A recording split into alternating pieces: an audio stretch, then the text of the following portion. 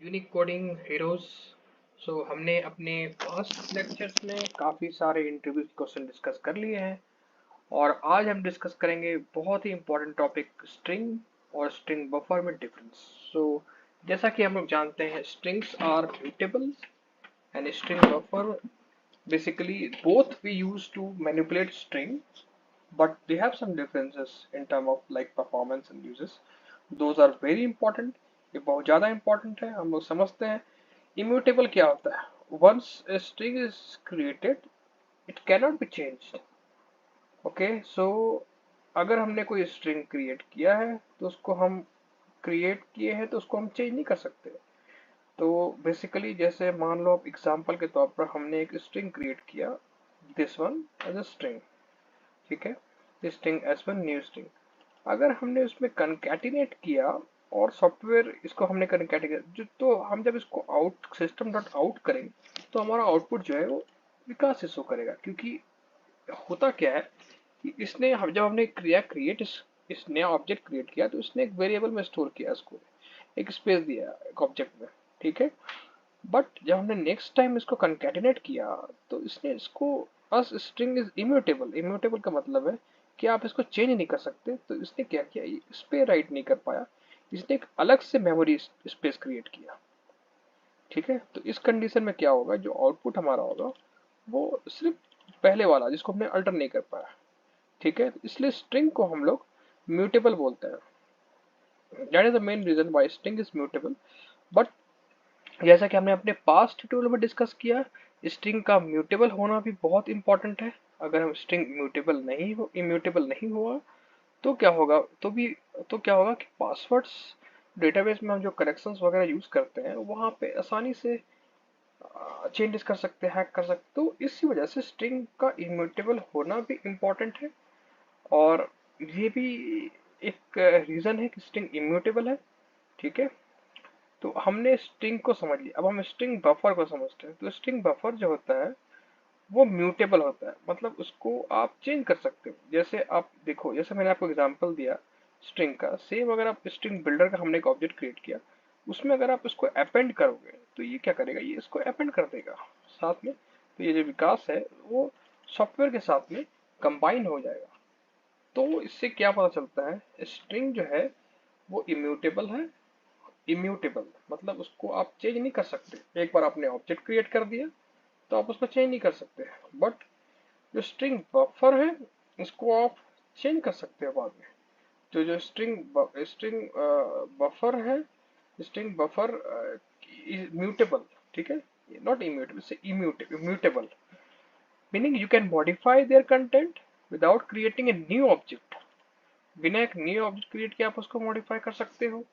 And this can be helpful when you need to perform multiple modification, जब आपको multiple modification करना पड़ता है। जैसे थ्रेड नॉट, लेकिन ये थ्रेड शेप भी नहीं है, ठीक है। स्ट्रिंग बफर में synchronize by default. String buffer जो होता है वो सिंक्रोनाइज होता है। It provide synchronize method like append insert, ठीक है, जो जो हम लोग थ्रेड शेप ऑपरेशन में यूज करते हैं, ठीक है। तो आपने देखा कि स्ट्रिंग और स्ट्रिंग बफर के बीच में डिफरेंस। तो हमारा कंकैटिनेशन स्ट्रिंग बफर जो होता है वो अपेंड मेथड प्रोवाइड करता है।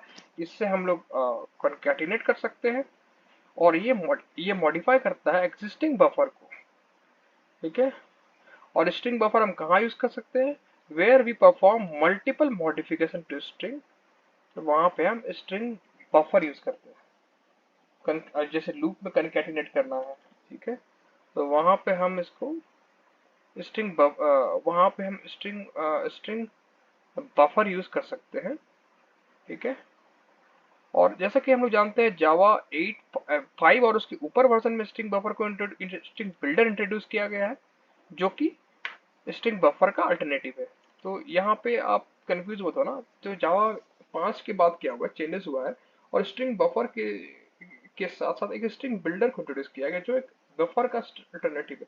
सो स्ट्रिंग बिल्डर जो है वो same similar characteristic to string buffer but it is not safe. String builder जो सेम होगा स्ट्रिंग बफर की तरह बट सेफ नहीं, it's typically prefer to single threaded environment. और स्ट्रिंग बिल्डर को जो है एक सिंगल थ्रेड इन्वायरमेंट में synchronizer is not required. So string builder को जो है वो थ्रेड सेफ नहीं है और typically performed in a single threaded environment where synchronisation, जहाँ पे सिंक्रोनाइजेशन की कोई रिक्वायरमेंट नहीं है वहाँ पे हम स्ट्रिंग बिल्डर यूज करते हैं। ठीक है, जहाँ डेटा सिंक नहीं होगा, सिंक्रोनाइजेशन नहीं होगा, वहाँ पे स्ट्रिंग बिल्डर यूज करेंगे, और जहाँ डेटा सिंक होगा वहाँ पे स्ट्रिंग बफर यूज करेंगे। स्ट्रिंग बफर स्ट्रिंग बिल्डर में यही होता है। तो स्ट्रिंग बफर जो है वो थ्रेड सेफ नहीं है। ठीक है,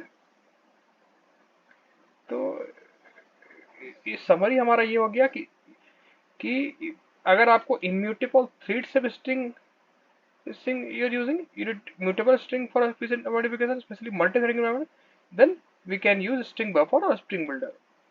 समरी ये है कि अगर आपको इम्यूटेबल थ्रेड सेफ स्ट्रिंग चाहिए तो आप स्ट्रिंग यूज करो।